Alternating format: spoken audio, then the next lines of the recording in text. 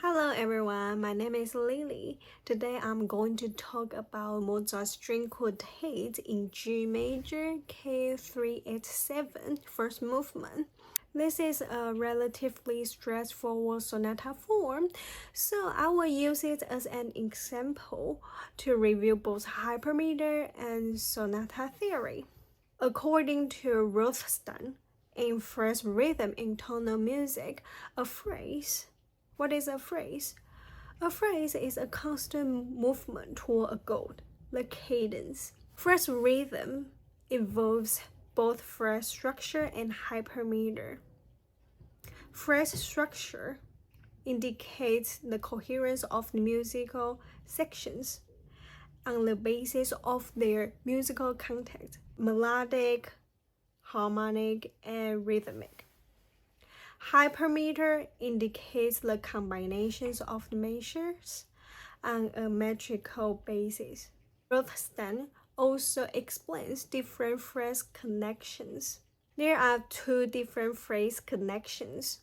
First, overlapped and link, you can call lead-in, show how one phrase connects directly into the next. Also, disruptions of the hypermeter include metrical reinterpretation, downbeat function shift, and the elongated upbeat, which delays the expected arrival. Another important concept is phrase expansion. There are two different phrase expansion, external and internal phrase expansions. First, external expansions can be adding a prefix, such as an introduction, or suffix, such as a coda. Second, internal phrase expansions includes 5 main techniques. First, echo repetition. Second, sequential repetition. Third, delayed cadence, such as deceptive motion 5 to 6. Fourth, parenthetical insertion. And finally, compose out ritardando or fermatas. So Mozart in particular loves using delayed cadences, often through deceptive motion, as I said before, 5 to 6. First movement, the P theme is a contrasting sectional period of 4 plus 6, because we have the weak cadence first, IAC, and we go to our PAC in G major. This is a sectional, and we have A and B. This is contrasting. So it's called a contrasting sectional period. And this is 4 plus 6. Because we have the 4 measures regular antecedent and 6 bars consequent. At the end of the consequent, Mozart uses a deceptive motions 5 to 6, which extends the phrase by 2 measures. This forces the conductor and the listener to reinterpret hypermeter, since the phrase continues longer than expected.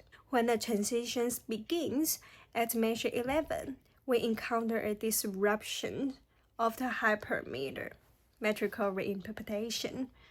The phrase feels cut off before reaching closure, creating the forward motions into the transition. I want to talk about the difference between the expositions and recapitulation. One striking comparison is in the cadential passages. I mark this in purple box.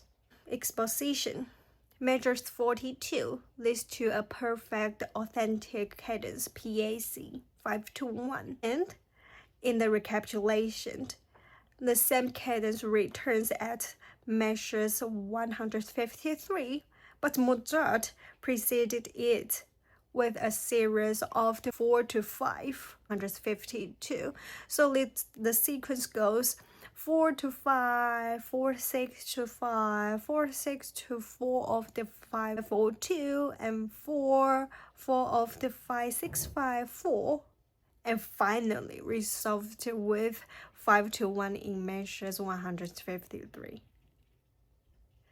This is a clear example of the reiterate motion, functioning as phrase expansion to intensify the cadential arrival.